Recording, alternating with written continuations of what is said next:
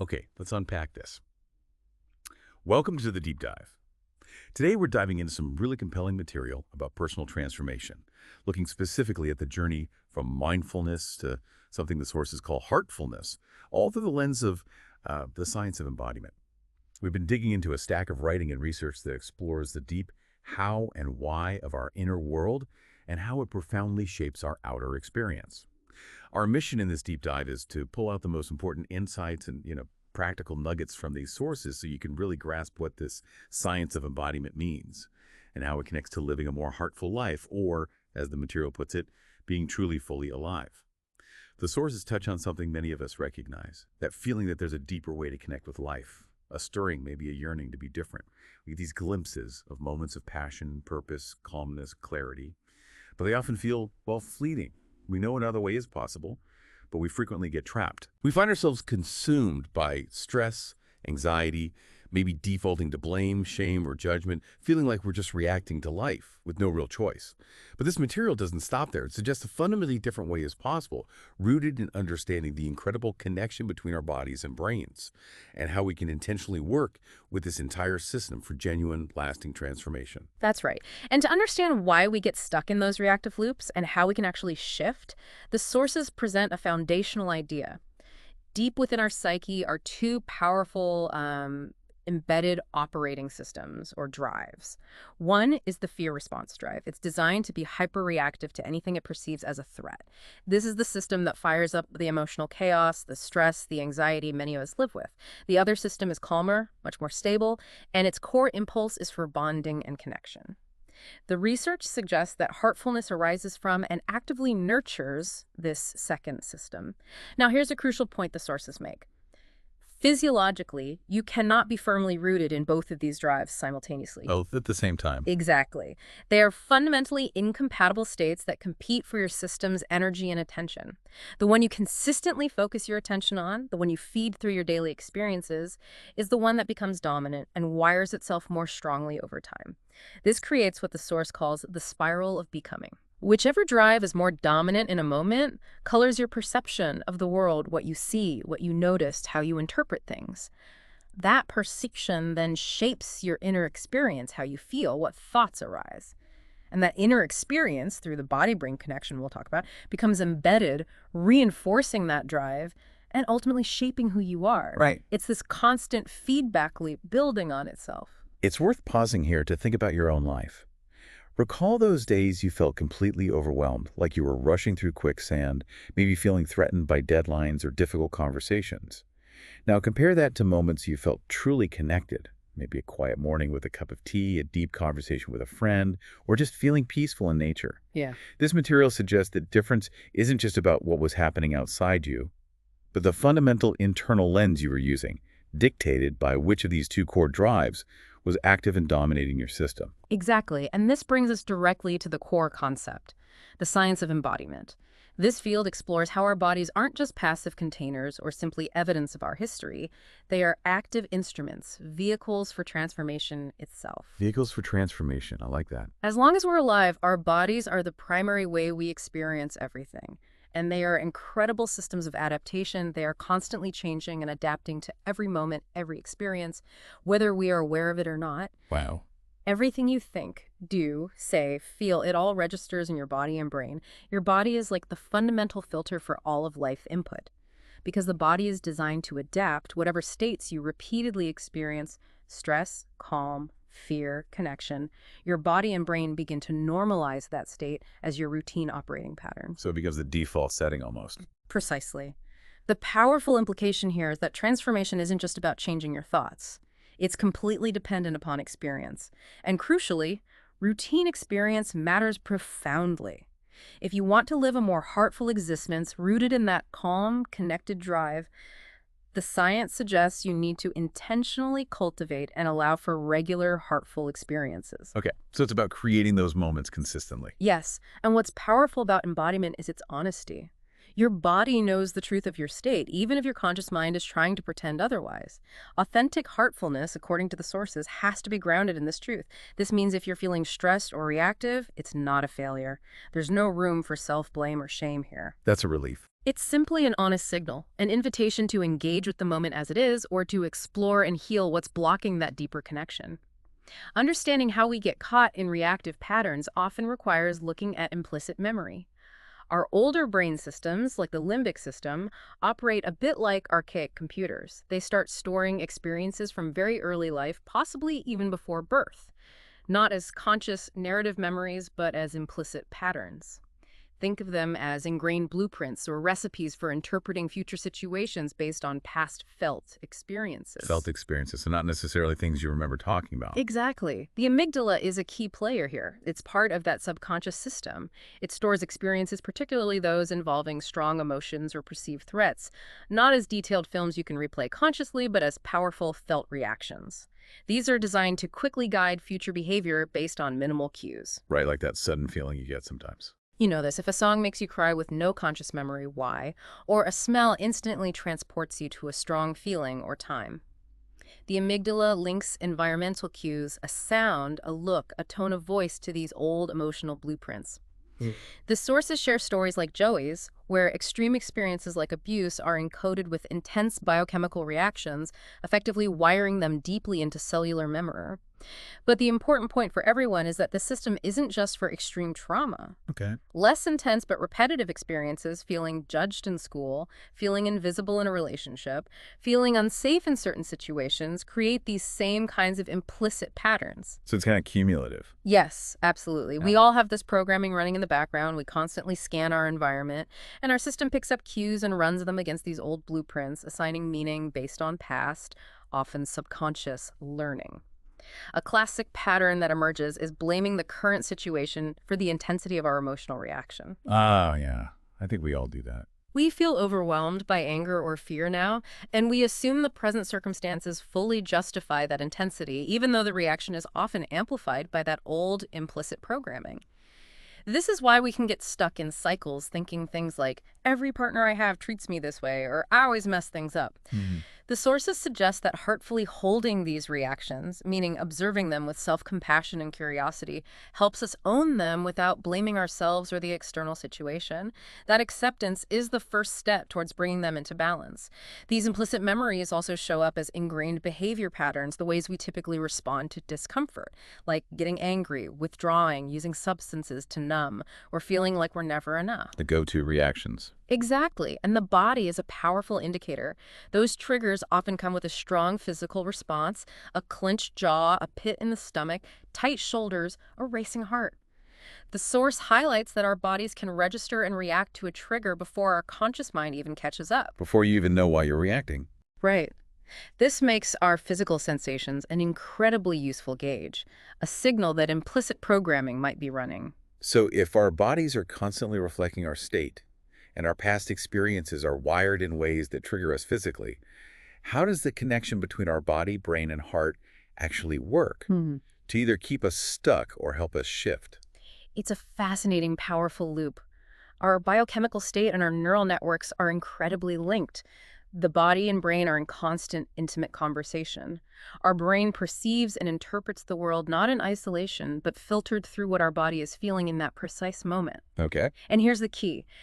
Every change in your perception, your emotional state, or even just where you direct your attention sends signals back to your body, causing physiological reactions that then feed back to the brain. This constant feedback loop creates and strengthens different neural connections and literally shapes how you perceive reality in future moments. All connected. Completely. Take cortisol, for example, the primary stress hormone. When stress elevates cortisol levels, it doesn't just make you feel tense. It actually interferes with function in parts of the brain needed for clear thinking and memory. The sources call this cortical inhibition. It's like a fog descends, making rational thought difficult. Yeah, that fuzzy thinking feeling. Exactly. And chronically high levels are linked to serious long-term health issues. Your body even adapts harmfully by creating more cells that produce cortisol if you're stressed all the time. Wow, that's not good. Not ideal, no. Yeah. There's a powerful example in the sources about the SERT gene, which was initially linked strongly to anxiety and depression. People thought having the gene might mean you were just destined for these struggles. But later research showed it wasn't the gene itself, but the gene's hyperreactivity to exposure to cortisol, especially chronic stress, that activated it. And here's where it gets really interesting for transformation. It wasn't destiny determined by the gene or the stressful events alone. It was the attention to healing and intentionally creating emotional balance afterward that profoundly changed the outcome for people with this gene. So it's about the response, the healing response. Yes. Now contrast that with oxytocin. This is often called the love hormone or the connection hormone. It's associated with feelings of love, trust, compassion, and social bonding. The sources describe it almost like an antidote to cortisol. And anti-cortisol. Kind of. Higher levels are shown to reduce cortisol and foster fundamental emotional states of security and closeness.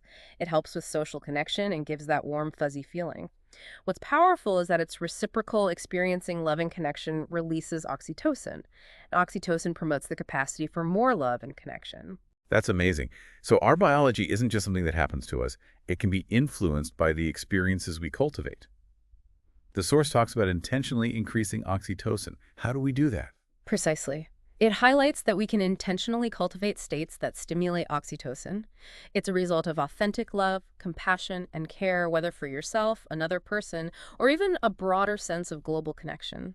It comes from building trust, close companionship, acts of selfless giving, practicing gratitude, caring touch, moments of deep connection, spending time in nature, therapeutic massage, meditation, prayer, recalling heartful memories, engaging with inspiring music or art, or any creative activity that nourishes your soul. So lots of ways. Lots of ways. Even simple things like genuine eye contact and a warm smile can stimulate its release. It's a biological feedback loop we can actively engage with. This leads directly to another cornerstone from the sources: the incredible power of our attention in actually rewiring our brains and bodies. Think of the classic neuroscience phrase, neurons that fire together, wire together. Heard that one. Right. When you place your attention on anything, a thought, a feeling, a sensation, an external object, the neural networks associated with that thing become active. The more you focus your attention on a particular pattern, the more those neurons fire together and the stronger that connection becomes. It's like building a well-worn path in the forest. The more you walk it, the clearer it gets. Makes sense. This is fundamental. Where your attention is consistently directed determines which neural pathways are strengthened. Your routine attention literally shapes the patterns that then guide your future perceptions and ultimately your future experiences. So where we put our focus really matters, physically. Immensely. If you find yourself stuck in cycles of emotional chaos, changing where you place your attention is essential for change, and the sources are clear. This isn't about ignoring or suppressing difficult feelings or pretending to be positive when you're not. Right, not about faking it. Right, no. It's about understanding that you have agency in directing your attention. It's about discerning whether your attention is being consciously chosen or if it's being hijacked by a subconscious nudging from old implicit programming. That nudging idea again. Yes. The material makes a powerful point about the stories we tell ourselves. Your subconscious brain, including the limbic system, largely believes the stories you feed it through your conscious attention. If you constantly focus on what could go wrong, your system wires itself to expect threat and react accordingly. Creating new, more honest and grounded stories through intentional attention and active healing is key to changing these ingrained responses. Rewriting the script internally. Exactly. A vital skill this enables is fostering non-reactivity. This means learning to observe your thoughts, feelings, and physical sensations, notice the fear response firing without immediately getting swept away by it. By cultivating this awareness, you create a middle ground. You're not just stuck in analytical left brain thinking, nor are you completely overwhelmed by right brain emotion. Finding that space between. You create space to choose how to respond rather than just automatically reacting. Okay, so we have the understanding of the science, the drives, the implicit memory, the body-brain connection, the power of attention. This feels like a really solid foundation for why transformation is possible through embodiment. But how do we actually do this? The great thing is the source material gives us concrete steps. It introduces foundational practices called the heart practices. Exactly. These practices build on the understanding of how our system works. The basic steps are notice, refocus, and nurture. Notice, refocus, nurture. Got it. The first step is notice. The goal is to step back and observe from a place of non-reactivity. You notice your mental activity, the stream of thoughts without getting caught up in it. You notice your physical responses, tension, temperature, sensations without being consumed by them. You notice your emotional responses, the rise of frustration, sadness, fear, without letting them take over. A key way to ground yourself during this is with your breath. The sources emphasize using your body as that gauge we talked about. Right, the tight chest, the stomach. Yes. That tight chest, pit in the stomach, or sudden tension are signals to notice. Recognize that this reactivity is likely driven by implicit programming, not necessarily the whole truth of who you are in that moment.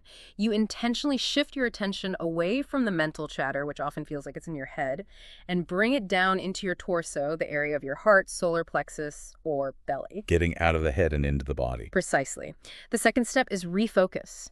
Once you've noticed and grounded yourself, you intentionally establish a calm, natural breathing rhythm. You consciously release tension, especially in common holding spots like your eyes and shoulders. Shoulders are a big one for me. For many people. Yeah. You bring your attention back to that comfortable spot in your torso and simply rest your awareness there with your breath. Maybe you gently deepen your breath a little. The source explains this is where your cognitive brain is actively engaging with your older limbic system in a new way. It interrupts the old reactive pattern. This helps different areas of your brain work together more smoothly, shifts your biochemistry away from stress, and helps create something called heart-brain coherence, basically. Your heart and brain's electrical signals become more organized and unified, which is a state linked to calm and clear thinking. Heart-brain coherence. Interesting. Doing this routinely helps wire these changes into your system. The third step is nurture. With your system calmer and more grounded, you intentionally cultivate a life-generative state or experience. This could be holding an image in your mind that brings you peace or joy, or intentionally creating a felt sense, actually feeling states like love, compassion, gratitude, or calm connection within your body. The felt sense again. Yes, you nurture and sustain this feeling for a period of time, allowing your system to experience this positive state. The sources also introduce heart for healing, which is a specific way to use a more sustained heart practice. This is designed for those times when the nurture step feels impossible, when the emotional unease, the reactivity, or the nudging from old programming is too strong to genuinely shift to a heartful state. When you just can't get there. Exactly. That strong resistance is a sign that an implicit memory is active and needs attention. The process involves holding the part of you that's experiencing the strong nudging with deep self-compassion, like you would a dear friend in distress. Okay, like befriending that part. Yes. You gently engage with the nudging, just enough to activate those old neural networks, but critically, from a place of safety and self-compassion. Then you intentionally provide a different experience to help recode the pattern. The sources remind us that your brain doesn't differentiate between a vividly imagined or deeply felt internal experience and objective external reality in the moment of encoding. Wow, okay. You provide an alternative experience, perhaps through a felt sense or an image that meets the underlying need associated with the old pattern. Maybe it's a sense of safety or being held and accepted. Kendra's story is a great illustration. Her cognitive understanding of her abandonment patterns wasn't enough. She needed to provide a new, felt experience within herself to actually rewire the implicit memory response. That makes sense. It's about giving the system a different feeling experience, not just a different thought. So, we have the understanding of the science and we have these practical steps, but moving from knowing this stuff to actual living it day to day can feel like a leap. How does the source talk about making that shift? It strongly emphasizes that knowledge about transformation is just the first step. The change actually happens in the realm of lived experience and action. Right, got to do it. You do. That spiral of becoming we talked about, where your perception shapes your experience, which shapes who you are, is always happening, whether you're conscious of it or not. Making it work for you towards life-generating states takes conscious, intentional action. The neuroscience supports this. Little changes really do add up. Even big breakthrough moments need consistent follow-through, or the system tends to slide back to its comfortable old pattern. Backsliding, yeah. The sources suggest that modest, heartfully aware choices, made day after day in the small moments of opportunity, are what actually break old habits and build a new, more resilient baseline. A crucial concept here is willingness. Willingness. Okay. The material points out that many of us say we want to change, but on a fundamental level, we aren't truly willing. And this isn't about blame at all, but an invitation for honest self-reflection. We might be subconsciously unwilling to give up familiar patterns, even if they're uncomfortable things like chronic stress or anxiety, because there's a hidden payoff, a fear of the unknown, or it challenges a deeply ingrained identity we have of ourselves. That hidden payoff idea is interesting. Comfort in the discomfort. Sometimes, yes. Authentic willingness involves a deeper internal shift. It requires looking honestly at the stories we tell ourselves, being open to seeing ourselves differently, and being willing to navigate the discomfort that naturally comes with growth and change. The sources suggest examining the payoffs of staying stuck can be a powerful catalyst for uncovering unwillingness. Sometimes the payoff is simply the comfort of familiarity, even if it's miserable, like in Travis's story where staying in a state of worthlessness while painful felt like a known quantity. Or think about Michael learning to ride a bike. He was physically capable, but he wasn't willing to see himself as someone who could ride. He resisted it with huge tantrums. It wasn't until his grandfather reframed the bike as magical that Michael's internal perception shifted. His willingness kicked in, and he suddenly rode away effortlessly. So the willingness unlocked it. Authentic willingness allows that shift, often starting when we can genuinely envision ourselves on the other side of the change. So this isn't just about setting aside 20 minutes a day for practice. It's about weaving this awareness into the constant flow of life. Where does the source say this heartfulness shows up most clearly in our everyday interactions and experiences? It highlights several key areas where our embodied state and level of heartfulness play out constantly. First, our inner chatter, words, and stories. The internal monologue. That almost constant internal narrative, the catastrophizing, the imaginary arguments, the stories we tell ourselves about ourselves and others, these aren't just abstract thoughts. Your body and brain react to them as if they are real experiences, creating actual physiological responses. Much of this chatter, rooted in the fear system, is negative and self-reinforcing. The sources suggest the first step is noticing this chatter. It mentions a tool called the Hear Scale, which can help differentiate between empty, anxious chatter and a deeper nudging for healing. Okay. Once you notice, you can begin to consider telling a different, more honest story, not fake positivity, but a story grounded in embodied truth, even if it's acknowledging discomfort.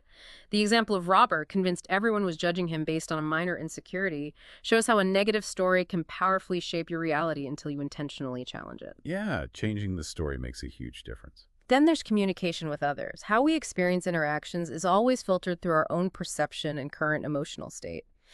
When we get triggered in communication, it's often those implicit programs or unmet needs firing up. Heartful communication, according to the sources, means recognizing this truth in yourself and others. It involves engaging your own inner process, first noticing your reaction, breathing before you respond. It touches on tools like Marshall Rosenberg's nonviolent communication as a way to express your feelings and needs honestly without blame, which is a very different energy than reactive communication. Let me see. Yeah. The power of nonverbal communication is also stressed. It's so linked to our subconscious state that the body knows. When your verbal message aligns with your nonverbal cues, which requires that brain integration we talked about, communication is deeper and more authentic.